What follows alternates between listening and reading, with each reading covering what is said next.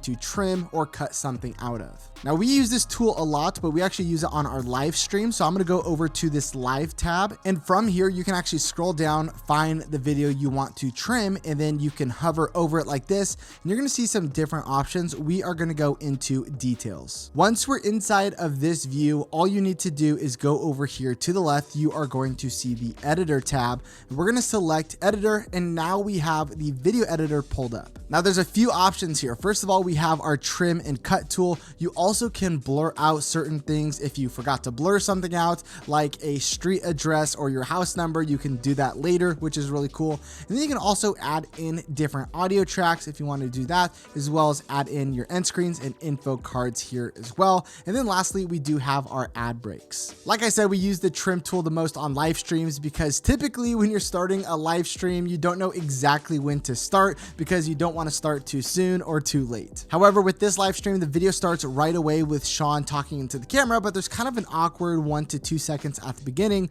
that I want to trim out. To trim the beginning of this video, we're going to hover over this plus button. From here, we can trim the beginning or we can trim the end, but because this is such a long live stream, it's going to be a lot easier if you use the magnify tool and actually zoom in to the very beginning of this video. Now that I'm zoomed in, this makes it way easier to trim it to exactly where I want it, which is right before these audio waveforms, which is when he starts talking. To make sure that I like it, I'm just going to go ahead and hit the preview button. So let's talk about 3 websites that will help you get more views. Now there's no awkward pause and we get right into the video. Now let's say later in the live stream, there's a certain moment that we actually want to take completely out of the video. We can do that using the new cut tool. All you need to do is take this playhead, go over the part that you want it to start, and then you're going to hit new cut. So I'm going to zoom in now and I'm going to find the exact moment that I want to cut out, and I'm going to hit the play button, and then I'm going to skip forward 10 seconds or back 10 seconds to find this moment. So this is where I want to cut out this specific moment. I am now going to hit new cut.